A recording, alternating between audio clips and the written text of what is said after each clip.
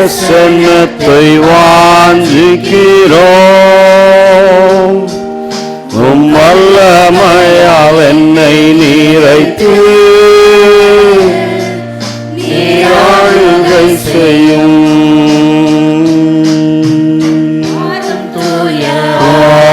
ஆவியே உம் பிரசன்னத்தை வாஞ்சிக்கிறோம்.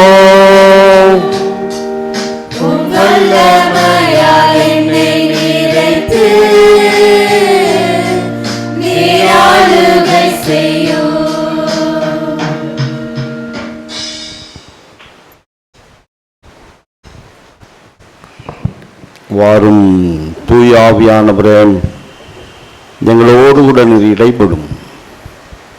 பரிசுத்த ஆவியானவருடைய மெல்லிய சத்தத்தை நாங்கள் கேட்க நீர் அருள்தார். உங்க பிரசன்னத்தில் சிறகில்லாமல் பறக்கிறேன். உங்க சமூகத்தில் குறையில்லாமல் வாழ்கிறேன். உங்க பிரசன்னத்தில் சிறகில்லாமல் பறக்கிறேன். உங்க சமூகத்தில் குறையில்லாமல் வாழ்கிறேன். என் தஞ்சமானீரே, என் துருகமானீரே, என் அந்தரானீரே. நீரே என் கோட்டையானீரே, என் துருகமானீரே, என் அந்தரானீரே.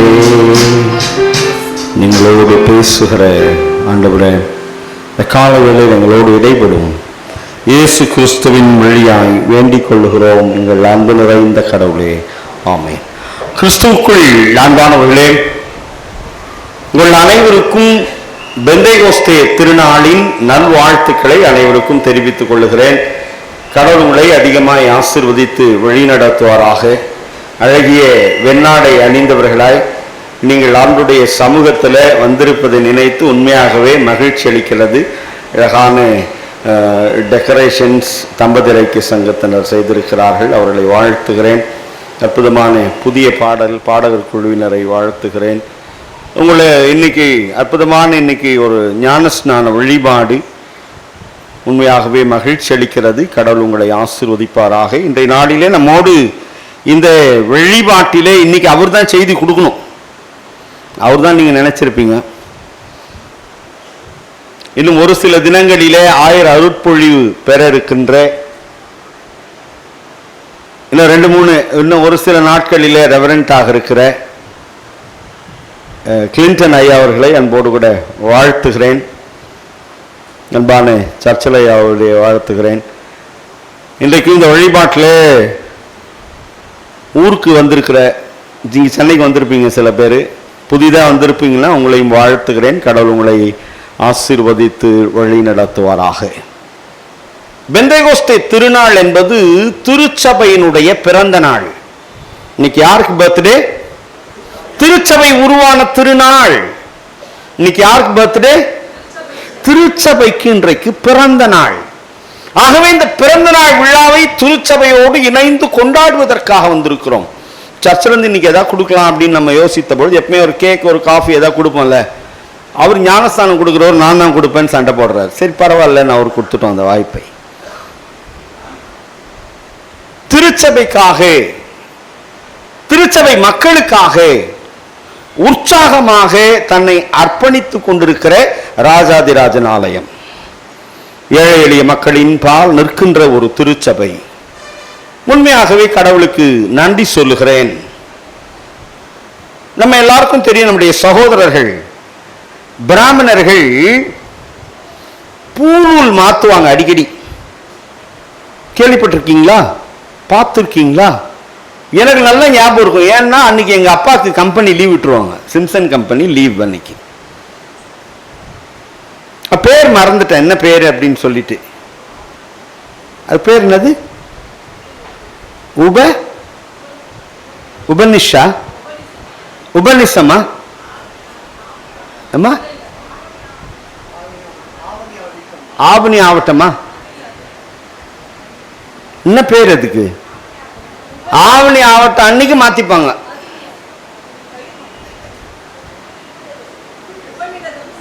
உபநிடதம். வேற தப்பா ரைட்டா அவங்க சொல்றது? இதுக்கு அர்த்தம் என்ன?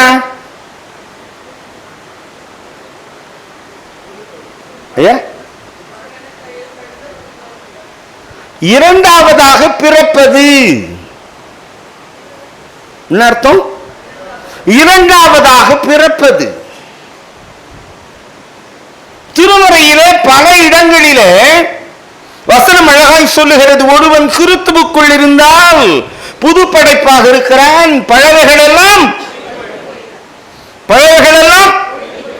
சத்தமா சொல்லுங்களேன், எல்லாம் எல்லாம் புதிதாக்கப்படுகிற ஒரு அனுபவம். அன்பான கடவுளுடைய பிள்ளைகளை, இன்றைக்கு அந்த புதிதாக்கப்படுகிற அனுபவத்தோடு கூட நாம் பயணிக்க இருக்கிறோம். இன்றைக்கு நமக்கு கொடுக்கப்பட்டிருக்கிற தலைப்பு come Holy Spirit renew us. அன்பான கடவுளுடைய பிள்ளைகளே, வாரும் தூய ஆவியானவரே எங்களை புதுப்பியும். இன்னைக்கு கூட ஒரு புது ட்ரெஸ் போட்டிருந்தா நல்லா தான் இருக்கும். புது ட்ரெஸ் யாருக்காவது பிடிக்காது அப்படின்னா கொஞ்சம் கை தூக்குங்க. யாராவது நின்று ப்ளீஸ். யாருமே, எல்லாருக்கும் புதுசு பிடிக்கும். புதியது புதியது புதியது. இன்னைக்கு காலையில சர்வீஸ்க்கு வரதுக்கு முன்னாடி ஒரு புது வீட்டில் போய் நீ ஜெபம் பண்ணிட்டு வந்தேன். அவங்க சொன்னாங்க, ஐயா புது வீடையா இது? வாடகை தான் போயிருக்காங்க. ஐயா புது வீடு. அவங்களுக்கு ஒரு பெரிய புது வீடு, புதுசு புதுசு புதுசு. எல்லாருமே அதை விரும்புகிறோம், புதுப்பிக்கப்படுதல். அன்பான கடவுளுடைய பிள்ளைகளே, இன்றைக்கு இந்த திருமறை பகுதியிலே பெந்தேகோஸ்தே திருநாள். ஒவ்வொரு முறையும் நான் சொல்லுவேன் பெந்தேகோஸ்தே திருநாள்னா என்ன அப்படின்னு சொல்லிட்டு. அப்படித்தானே? ஆமாவா இல்லையா? கொஞ்சம் பேசுங்க ப்ளீஸ். டைம் 9:20. ஐயோன்றாங்க கண்மணி அம்மா. பெந்தேகோஸ்தே திருநாள் என்றால் என்ன? பாஸ்காவுக்கு பிறகு வருகிற 50வது நாள் யூத பண்டிகை. யூதர்கள் எல்லாம் இந்த பாஸ்காவுக்கு பிறகு 50வது நாளிலே அறுவடை, கடவுள் கொடுத்த அறுவடைக்காக நன்றி சொல்லுகிற திருநாள் 50வது நாள். இந்த விழாவை கொண்டாடுவதற்காக இல்லை எதுக்காக சீடர்கள் கூடினார்கள் என்பதை பிறகு நம்ம பார்ப்போம். அன்பான கடவுளுடைய பிள்ளைகளை, இந்த பெந்தேகோஸ்தே திருநாளிலே கடவுள் நமக்கு கொடுக்கிற செய்தி என்ன? முதலாவதாக படிக்க கேட்ட எசேக்கியேலின் புத்தகம் 37ஆம் அதிகாரம். 37ஆம் அதிகாரத்தை மட்டும் நீங்கள் பார்ப்பீர்களானால் முழுசா புரிஞ்சுக்க முடியாது. 36க்குள்ளே நம்ம வந்துட்டு போனாதான் அதை புரிந்து கொள்ள முடியும். முதலாவதாக உறவை புதுப்பிக்கிறார் இந்த கடவுள். ஒன்னொன்னையும் புதுப்பிக்கிறார். எதை புதுப்பிக்கிறார்? உறவை புதுப்பிக்கிறார். நான் கூட முன்னாடி யோசித்தேன், இந்த 37ஆம் அதிகாரத்தை மட்டும் பார்க்கும் பொழுது உயிர் பெற முடியாததை புதுப்பிக்கிறார் அப்படின்னு தலைப்பு போட்டுடலாமான்னு. இல்லை, இந்த கடவுள் உறவை புதுப்பிக்கிறார். எந்த உறவை புதுப்பிக்கிறார் என்று சொன்னால் எசேக்கியேல் 36ஆம் அதிகாரத்தினுடைய 16ஆம் வசனத்தை படியுங்கள்.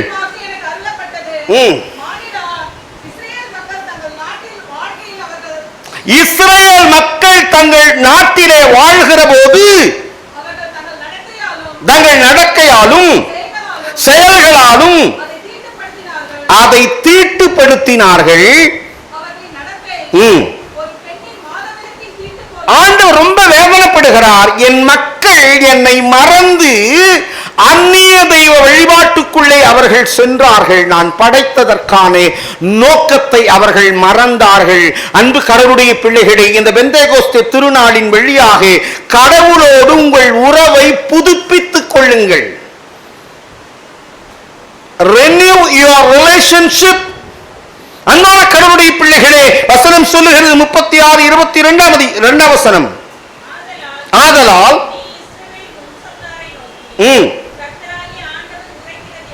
கர்த்தராகிய ஆண்டவர் உரைக்கிறது என்னவென்றால்,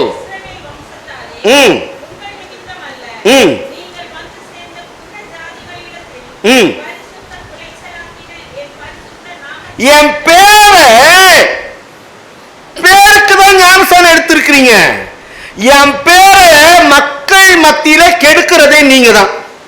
நீங்க நினைச்சு உங்க பேரை நீங்க கெடுத்துக்கிறீங்க இல்ல. ஆண்டவர் இங்கே சொல்லுகிறார், நீங்கள் அந்நிய இடத்திலே போய் என் பேரை தான் கெடுத்துட்டு வரீங்க. பேரண்ட்ஸ் சொல்லுவாங்களே, என் பேரை கெடுக்கிறதுக்குன்னே வந்து பிறந்திருக்கியே. அன்பான கடவுளுடைய பிள்ளைகளே, கடவுள் சொல்லுகிறார், என் பேரை கெடுக்கிறதுக்காகவே வந்திருக்கீங்களே. அன்பான கடவுளுடைய பிள்ளைகளே, ஏற்கனவே சொன்ன ஒரு உதாரணம் எனக்கு நினைவுக்கு வருகிறது. மழை காலம் முடிஞ்ச உடனே பூமியெல்லாம் அப்படியே நனைஞ்சிருக்கும்ல. நனைஞ்ச உடனே கோழி போய் அதை காலில் அப்படியே பீறி தன் கோழி குஞ்சுகளுக்கு உணவு சாப்பிட கூப்பிடுதான். ஏதோ ஒரு சத்தம் கொடுக்குமா. என்ன சத்தம் கொடுக்கும்? யாரோ கொடுக்குறீங்கன்னு கேட்குது. ஒரு சத்தம் கொடுக்கும்.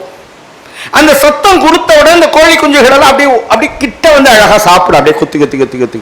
அதெல்லாம் நம்ம குழந்தைங்க இப்ப பாக்குறதுக்கு வாய்ப்பு இல்லை. யூடியூப்ல தான் போட்டு காட்ட முடியும். ரொம்ப அழகா இருக்கும். சில நேரங்கள்ல மேல இருந்து காக்காவோ பருந்த வந்தா ஒரு சத்தம் கொடுக்கும். அந்த சத்தம் கொடுத்தா அந்த கோழி குஞ்சுகள் எல்லாம் கிட்ட வந்துடும். இத மேல இருந்து கடவுள் பார்த்துனே இருந்தாராம். பார்த்திருந்த கடவுள் சொன்னாராம், உன் பிள்ளைங்கள்லாம் நீ சொல்ற பேச்சு அப்படியே கேக்குது, என் பிள்ளைங்க ஒண்ணு கூட கேட்க மாட்டேன்து அப்படின்னு கடவுள் சொன்னாராம். அதுக்கு அந்த கோழி மேல பார்த்து கடவுள் கிட்ட சொல்லிச்சான், நீங்க புள்ள வளர்க்கிற லட்சணம் அப்படின்னுச்சான். இங்க கடவுள் சொல்லுகிறார், நீங்க எல்லாரும் முன்னாடி என் பேரை கெடுத்துட்டீங்களே. படிங்களா 23 வசனம்.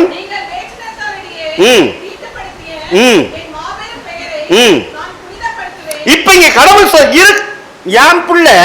என் புள்ள எப்படி நான் விட்டுறது சொல்றாரு.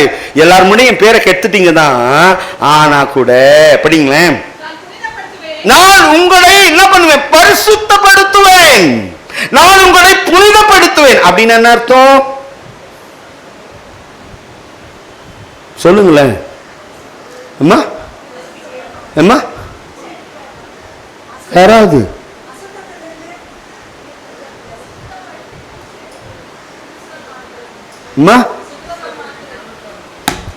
யாரா சொல்லுவீங்கன்னு பார்த்தேன்.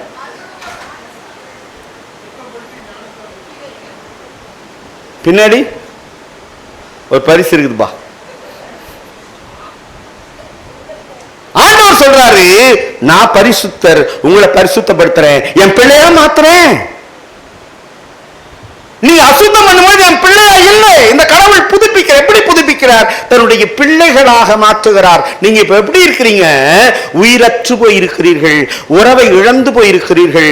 உறவில்லாம எப்படி இருக்கிறீங்க? செத்து போன உலர்ந்த எலும்புகளை போல இருக்கிறீங்க. இப்ப வாங்க 37 அதிகாரம் 3 வசனம். 2 வசனம் 2 படிங்கம்மா.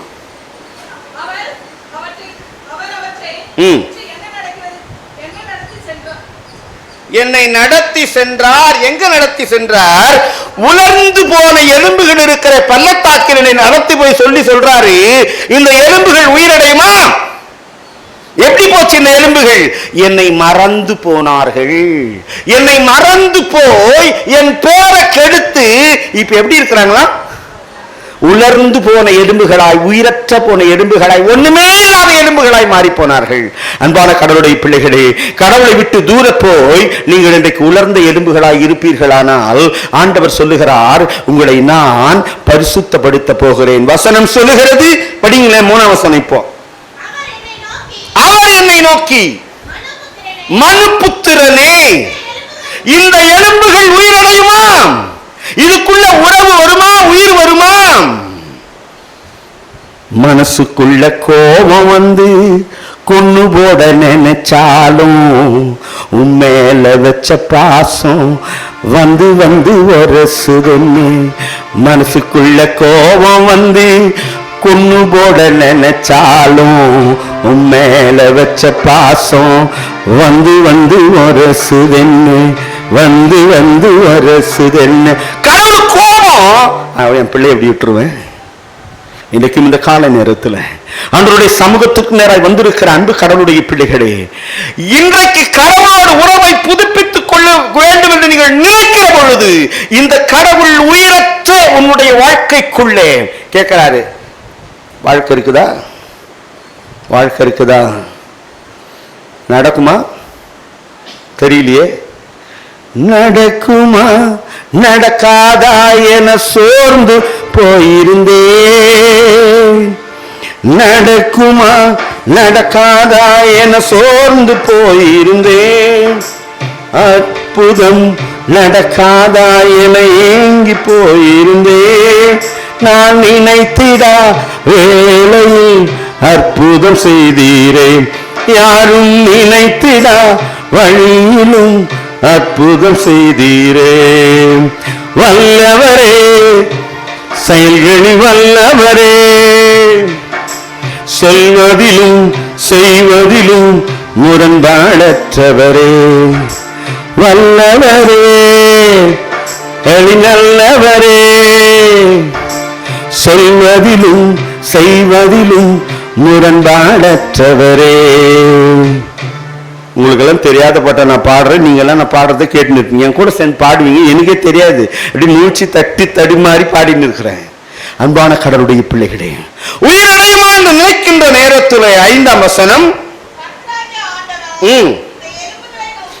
இந்த எலும்புகளை நோக்கி. எந்த எலும்புகளை நோக்கி?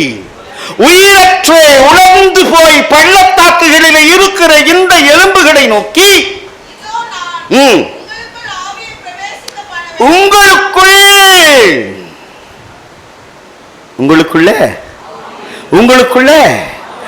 உங்களுக்குள்ள ஒரு புதிய ஆவியை ஆண்டவர் உட்புகச் செய்கிறார். இஸ்ரவேல் மக்கள் செத்து போனார்கள். இஸ்ரவேல் மக்களுடைய வாழ்க்கை முடிந்து போனது. எப்போ கடவுள் தம்முடைய ஆவியை உள்ள புகுத்தனாராம்? களிமண்ணிலே மனிதனை செய்த பிறகு தன் மூச்ச. இன்னைக்கு நீங்கள் உங்களுடைய வாழ்க்கை பயணத்துல எல்லாம் முடிஞ்சு போச்சுன்னு நினைச்சீங்கன்னா, இன்னைக்கு உங்களுக்குள்ள ஆண்டவர் தன்னுடைய மூச்சை தான் மூச்சை கொடுக்கிறாராம். எப்பேற்பட்ட ஆண்டவர், எப்பேற்பட்ட ஆண்டவர். உன்னெல்லாம் நீச்சல் அடிக்கும்போது உள்ள போய் மாட்டிப்பாங்க. கஷ்டப்பட்டு தூக்கி வந்து உள்ள அமுத்தி அமுத்தி அமுத்தி அமுத்தி தண்ணீரை எடுத்துட்ட பிறகு வாயுல ஊதுவாங்க.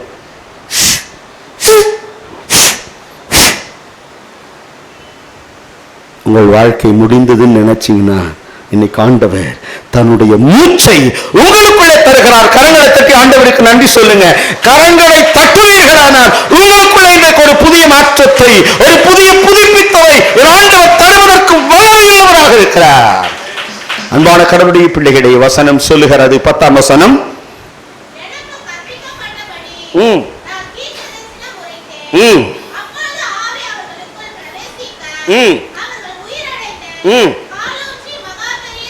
அவர்கள் காலூன்றி. யாரு? முடிஞ்சிருச்சுன்னு நினைக்கிறீங்களா? இது நடக்காதுன்னு நினைக்கிறீங்களா?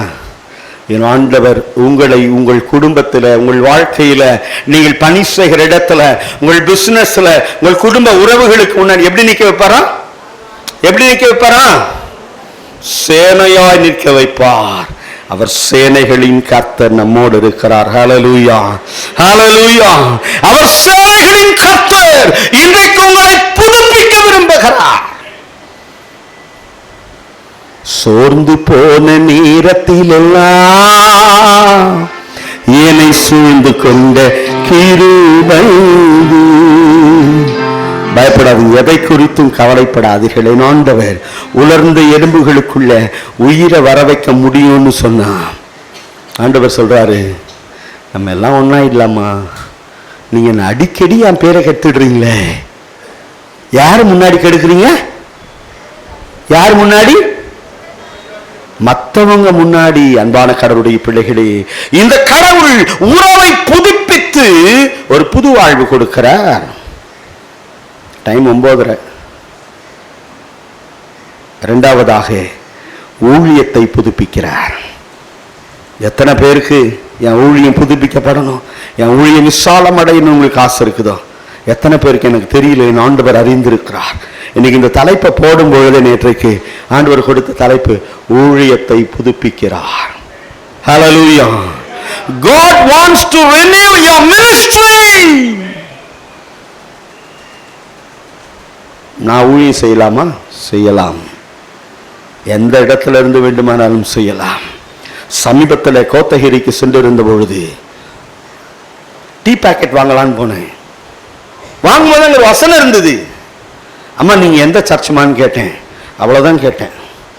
அந்த அம்மா சொன்னாங்க, ஐயா எனக்கு பிறக்கும் பொழுதே 2 குழந்தையும் மென்டலி சேலஞ்ச்டு. நாங்கள் பிறந்த பொழுது ஒரு இந்து குடும்பத்திலே பிறந்தோம். டெய்லி முட்டி போட்டு எழுதி யாருக்கிட்ட கேட்கறதுன்னு தெரியல. மசூதிக்கு சென்றேன், கோயிலுக்கு சென்றேன், விடியல் இல்லை. அழுது ஜெபம் பண்ணேன். பக்கத்து வீட்டில் இருக்கிறவங்க எல்லாம் சொன்னாங்க, உங்க குழந்தைங்களுடைய சத்தம், உங்கள் பிள்ளைகளின் சத்தம் எங்களுக்கெல்லாம் அருவருப்பா இருக்குது. கடவுளுக்கு எந்த சாமின்னு தெரியல, எனக்கு காட்டுக்குள்ள ஒரு வீட்டை கூடு சாமின்னு நான் ஜெபம் பண்ணேன்.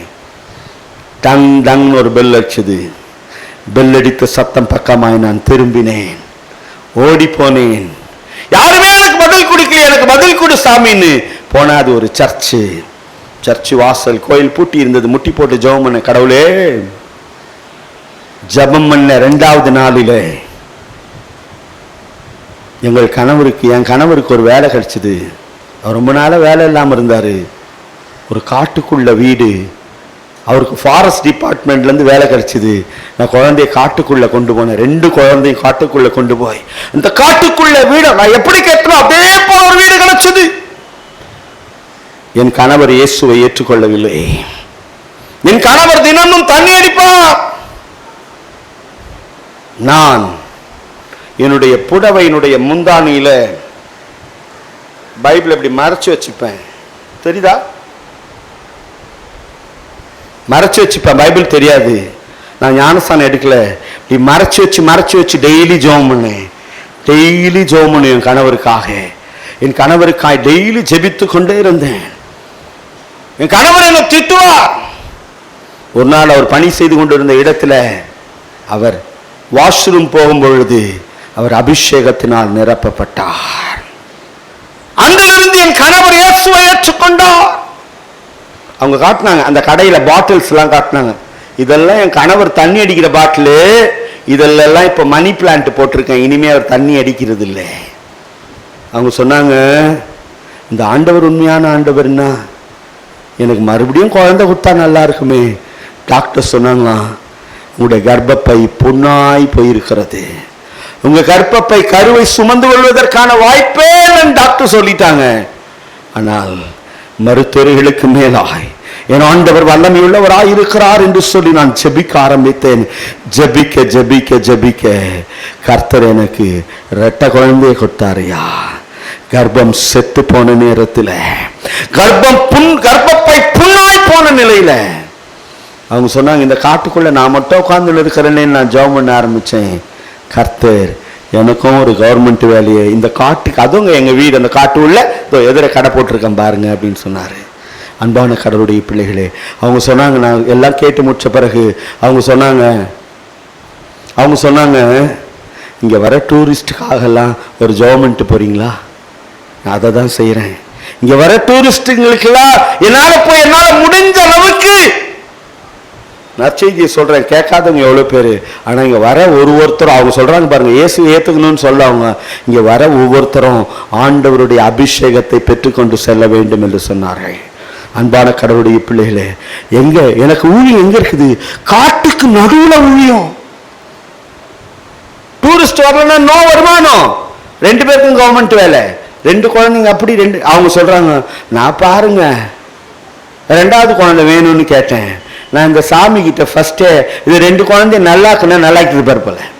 விசுவாசத்தை பாருங்க. ஒரு சாதாரண அம்மா, no Bible college, no Bible, nothing. தனி எந்த ஊழியக்காரன் அவங்க தலைமையில கை வச்சு ஜெபம் பண்ணல. அவங்க விசுவாசம். அன்பான கடவுளுடைய பிள்ளைகளே, பயந்து போய் பெந்தெகோஸ்தே திருநாளிலே சீடர்கள் மேல் வீட்டறையிலே அமர்ந்து கொண்டிருக்கிறார்கள். எந்த மேல் வீட்டறை? கடைசி விருந்து சாப்பிட்டாங்கல்ல, அந்த மேல் வீட்டறையில போய் உட்கார்ந்து கொண்டிருக்கிறார்கள். வசனம் சொல்லுகிறது, 2ஆம் அதிகாரம் 1ஆம் வசனம் 2ஆம் வசனம். அவர்கள் எல்லாரும் ஓரிடத்தில் கூடினார்கள். ஏன்? அம்மா பயம்.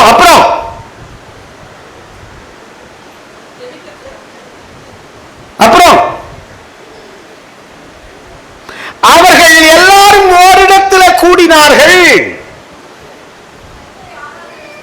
கர்த்தரை ஆராதனை செய்வதற்கு. அப்புறம்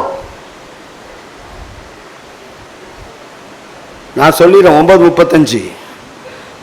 அவருடைய நெக்ஸ்ட் ஃபியூச்சரை பத்தி யோசிப்பதற்காக, பிளானிங் ஃபார் தி ஃபியூச்சர். எல்லாரும் ஒரு இடத்துல கூடி ஓடிடலாமா? தச்சிடலாமா? யோவான்ல சொல்றாரு, எல்லாம் அப்படி மீன் பிடிக்க போகும்போது ஆண்டவர் சொல்றாரு, நீ என்னிடத்தில் அன்பா இருக்கிறாயா? Do you love me?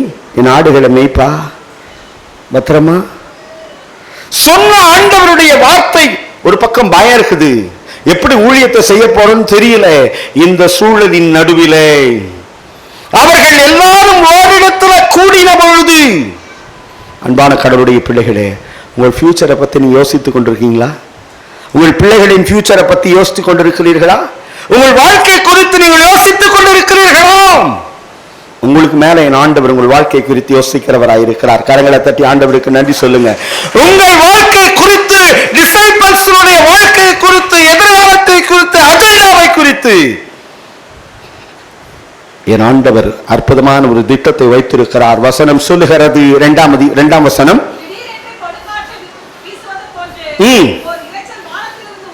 ஒரு இரைச்சல் வானத்திலிருந்து உண்டாகி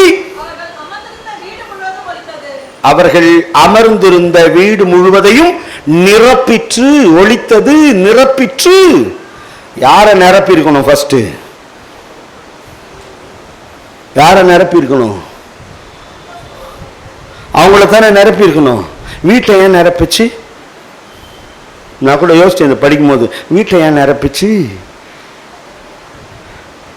ஒரு வீட்டுக்கு இன்னைக்கு போனல, சொன்னல காலையில் உங்களுக்கு, அவங்க சொல்றாங்க, ஐயா போன வீடு ஐயா, ஒரே பயம் ஐயா, தூக்கமே வராதுயா, வீடு நல்லா தங்கியா இருந்தது, போன அன்னிலிருந்து ஆக்சிடென்ட், கீழே விழுந்துட்டோம், இது நடந்துச்சு.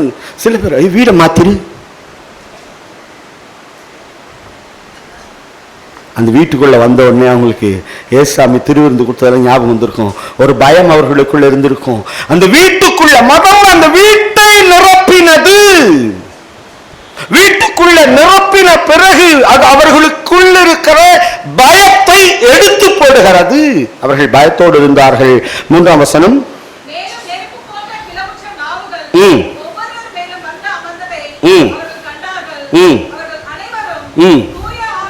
இது எல்லாருக்கும் தெரியும். அவர்கள் எல்லார் மேலும் நெருப்பு போன்ற ஆவி அவர்களுக்குள்ளே வந்துதான். வந்த பிறகு அவங்களுக்குள்ள இருந்த பயம் போயிடுச்சு. இப்ப என்ன வந்துருச்சு? ஊழிய தரிசனம் வந்துருச்சு. அவன் முடிவு பண்றான். அவர்கள் சொல்லுகிறார்கள், நான் வேகமாக சொல்லுகிறேன், வசனம் சொல்லுகிறது, அன்பான கடவுளுடைய பிள்ளைகளே, அப்போஸ்தலர் 1ஆம் அதிகாரம் 8ஆம் வசனத்துல படிக்காதீங்க, சொல்லிடுறேன். பரிசுத்த ஆவி உங்களிடத்தில் வருகிற பொழுது நீங்கள் பலனடைந்து என்ன பண்ண போறீங்க? பலனடைந்து 10 பேர் அடிக்க போறீங்கல்ல, நீங்க எல்லாருக்கும் சாட்சியா இருக்க போறீங்க. வசனம் சொல்லுகிறது, அவர்கள் சொல்லுகிறார்கள், இப்ப நாங்க பேசுறோம் கேளுங்க, டைம் ஆயிடுச்சு, நான் வேகமா போறேன், பேசுறேன் கேளுங்க. இந்த ஜீவாதிபதியை நீங்கள் கொலை செய்தீர்கள், அவர் உயிர் தெழுந்திருக்கிறார், அதுக்கு நான் தான் சாட்சி. 1:8 சொன்னது எங்க? நிறைவேற்றுகிறார்கள். முதல்ல என்ன சொன்னேன் தலைப்பு? உறவை புதுப்பிக்கிறார். இரண்டாவது ஊழியத்தை புதுப்பிக்கிறார். மூன்றாவது உங்களை புதுப்பிக்கிறார், உன்னை புதுப்பிக்கிறார்.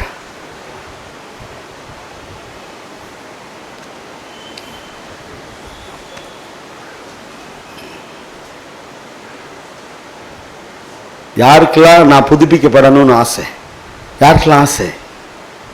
அவங்களுக்காக மறுபடியும் தைரியத்தை இருக்கிறேன். அன்பான கடவுளுடைய பிள்ளைகளே, வசனம் சொல்லுகிறது 16ஆம் அதிகாரம், யோவான் 16ஆம் அதிகாரத்தினுடைய 1-2 வசனங்களை நீங்கள் பார்க்கின்ற பொழுது ஆண்டவருடைய வார்த்தை மிக தெளிவாய் சொல்லுகிறது.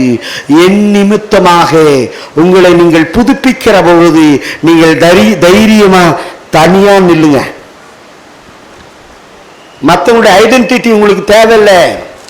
இந்த ஊழியக்காரர் மாதிரி பேசுறாரு, அந்த ஊழியக்காரர் மாதிரி பேசுறாரு, அவங்கள போல நடக்கிற தனிப்பட்ட வாழ்க்கையில உங்கள் பாவங்களை நீங்கள் அறிக்கை செய்தால்தான் உங்களுக்கு புதுப்பித்தல். ஆண்டவர் சொல்றாரு, உன்னை நீ தயார்படுத்திக்கோ. வசனம் அதைத்தான் சொல்லுகிறது.